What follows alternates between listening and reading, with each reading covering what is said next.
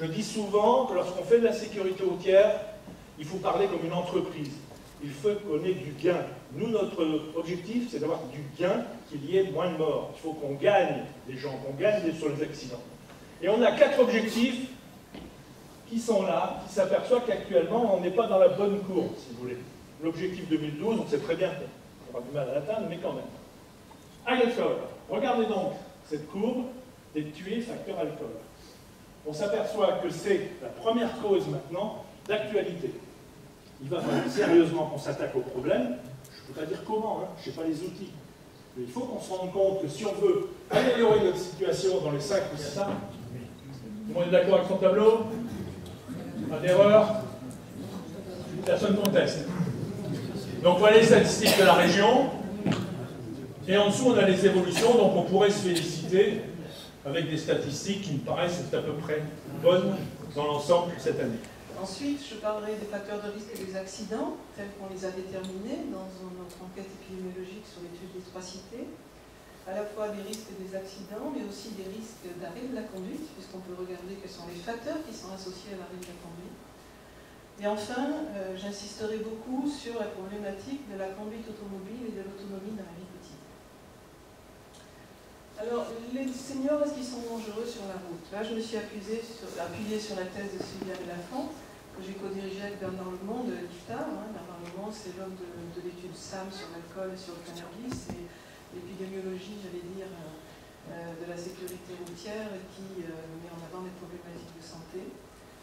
Et les travaux de cette thèse se sont basés sur l'analyse des bacs et du registre du Rhône. C'est quoi le registre du Rhône? C'est un registre dans le département du Rhône. L'équipe de Bernard Lemond a fait un recueil de tous les accidentés de la route dans tous les services médicaux.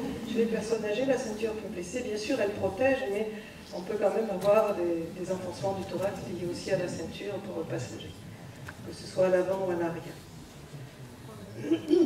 Alors maintenant, ce qui est intéressant aussi, c'est qu'elle a regardé les caractéristiques des accidents. Alors, sur des catégories assez larges, vous voyez que la majorité des accidents arrivent dans ce qu'on appelle circulation normale. Bon. Ensuite, on a les mauvaises voies. Les mauvaises voies, c'est pas seulement les autoroutes à l'envers, mais c'est prendre un sens interdit, c'est rouler sur un couloir de bus, c'est toute cette catégorie. Parce que sur la route, il y a le fait de il y a souvent de multiples informations à notre disposition. Alors, seulement certaines sont utiles à conduire en sécurité et toutes les autres sont inutiles. Par contre, elles peuvent nous distraire. Donc, ce qui est important, c'est la sphère de l'attention. Nous, on appelle ça la sphère des processus d'attention. Mais on a aussi besoin, en fonction de l'analyse qu'on fait de la situation routière, de prendre des décisions, de sélectionner des réponses adaptées à la situation qu'on vient d'évaluer. Et ça, c'est ce qu'on appelle, nous, en termes de neuropsychologie, c'est un gros mot, mais la neuropsychologie, c'est simplement l'étude des liens, finalement, entre nos capacités cognitives et le fonctionnement cérébral. Donc ça, c'est ce qu'on appelle, nous, des fonctions exécutives. Alors, c'est des grandes sphères, mais derrière ces grandes sphères, il y a des capacités cognitives un peu plus particulières. Alors, dans la sphère de l'attention, on a une modalité, j'allais dire, quantitative, qu'on appelle soit alerte, soit vigilance. Sous le terme de vigilance, on trouve tout et n'importe quoi. L'alerte et la variété de conduire, non seulement dans son autonomie, mais dans son image de soi, c'est quelque chose qui est plus préoccupant qu'une femme. Oui, c'est de l'ordre de la castration. Oui, mais... Et donc, indépendamment de l'interprétation qu'on peut donner selon les différentes écoles, en psychologie, etc., je ne veux pas rentrer dedans parce que dans ce séminaire, je ne vais pas trancher sur des choses comme ça.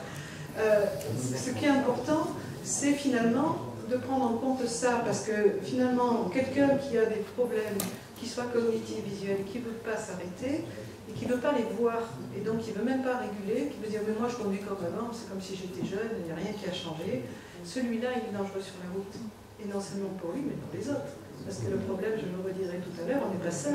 Dans sa voiture, quand on a travaillé, on a fait conduire à Saint-Étienne dans la voiture équipée de 2 commandes de l'INRES, des passeurs Alzheimer, débutants. Seulement la moitié d'entre eux avaient une conduite dangereuse comparée aux normes. Mais celui qui était le plus dangereux, il conduisait sa petite fille à l'école tous les matins.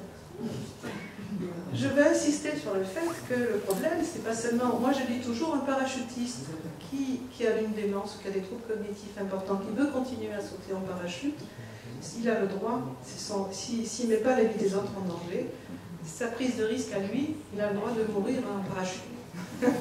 Quelqu'un qui a des grosses difficultés pour conduire, quelle que soit la raison, et veut continuer à conduire, bien sûr, il a le droit de risquer de se suicider sur la route, parce que quelque part, ça s'apparente à rechercher l'accident, mais il met en cause les gens qui sont dans sa voiture et les autres protagonistes de la route, y compris les piétons ou les vélos ou les autres conducteurs et les autres passagers des autres voitures. Donc on n'est pas tout seul sur la route, je crois qu'il faut vraiment...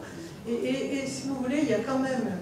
Moi, à l'époque où j'ai appris à conduire, j'ai passé la soixantaine, donc même si j'étais une fille, on m'a pas autant appris qu'un homme à aller vite, etc. Mais à l'époque, bien conduire, c'était quand même conduire en prenant un certain nombre de risques. C'était conduire à la limite de ses capacités, c'est savoir gérer des courbes de façon un peu limite, je ne sais pas si vous vous souvenez, mais c'était quand même ça. Et les jeunes, quand ils disent « moi je conduis bien », ça ne veut pas dire pour eux je conduis en sécurité, ça veut dire je conduis en cherchant à vous épater, les copains. À fond la caisse. C'est comme ça qu'ils se tuent à plusieurs.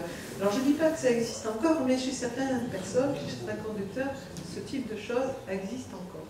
Et donc, c'est important, c'est eux qui ont le plus besoin de conseils et ceux qui ont le plus besoin de prendre conscience finalement des risques, non seulement qui courent pour eux-mêmes, mais qui font courir aux autres. Et je crois que l'argument de la famille qui est dans leur voiture, c'est peut-être le meilleur argument. C'est pas de dire vous êtes dangereux pour vous. Je pense que beaucoup de personnes âgées disent de toute façon je vais mourir un jour, bon, que tôt ou tard je continue à me faire plaisir en conduisant et en conduisant vite. Mais c'est de dire attention, les gens dans la voiture, ils sont peut-être pas choisis, ils prennent pas ce plaisir à la conduite et en cas d'accident, eux ils seront pénalisés, au moins autant que vous si ce n'est plus. Alors je voudrais quand même insister, puisqu'on parle de difficultés à conduire, etc., à quel point la conduite, ça c'est une étude qu'on a menée chez les médecins généralistes. Je ne vais pas parler des résultats parce qu'on a mené une étude financée par l'Agence nationale de la recherche qui s'appelle, et le Prédit d'ailleurs, en lien entre les deux, qui s'appelle MJ-COG-CAPA, qui est pour fournir aux généralistes les outils cognitifs qu'on a validés dans nos études sur le risque d'accident, mais aussi, j'en ai pas parlé, sur la conduite dans une population d'Alzheimer et de personnes âgées non démentes. Mais on a demandé aux médecins aussi de poser des questions, quand ils faisaient passer l'évaluation cognitive court, de poser des questions sur les motifs de déplacement. Vous voyez, chez les hommes et chez les femmes, c'est à peu près pareil. Donc, on a dans la semaine, au moins une fois, 44% des hommes ou 49% des femmes rendent visite à la famille ou aux amis. Dans 30% et 26%, c'est pour rendre service à la famille et aux amis. Vous voyez le rôle social de la voiture, c'est l'utilisation de la voiture. Hein. L'activité de loisir, c'est 43,4% et 35%. Et les courses et les démarches administratives, c'est presque 80%. Hein. Donc vous voyez que moi j'ai publié, quand je m'occupais de vieillissement pathologique en 1995, la première publication internationale qui montrait que le fait de pratiquer des activités de loisirs dans la vie quotidienne, quand on était retraité, était associé à une réduction de risque de démence. Alors vous voyez à quel point, pour beaucoup de personnes âgées, la pratique des activités de loisirs est quand même associée au fait de conduire. Et que si on les empêche de conduire, peut-être qu'ils pratiqueront beaucoup moins d'activités de loisirs et peut-être que du coup, ça risque de les orienter vers une trajectoire de vieillissement pathologique. Donc il faut réfléchir à ça aussi, en termes de santé, en termes de devenir des gens. On n'a pas à gérer que le risque d'accident.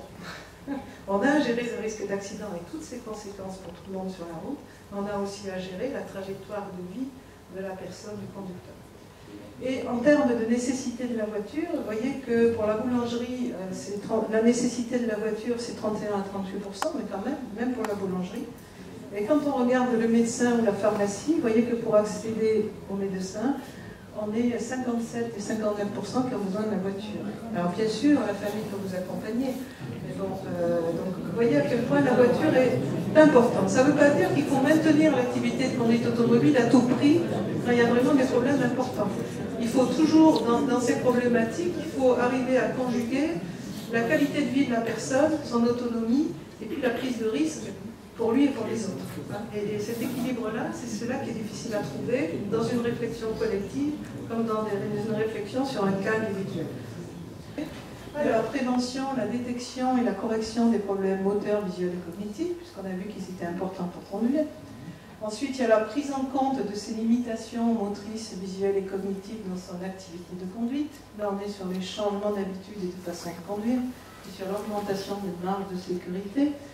Et ensuite, il y a le problème, si les troubles sont trop importants, si ça devient vraiment déraisonnable de conduire, le problème de l'arrêt de l'activité de conduite. Et là, on est dans la problématique qui est plus de l'environnement social, qui est la recherche de moyens de substitution pour garder sa mobilité et assurer son autonomie.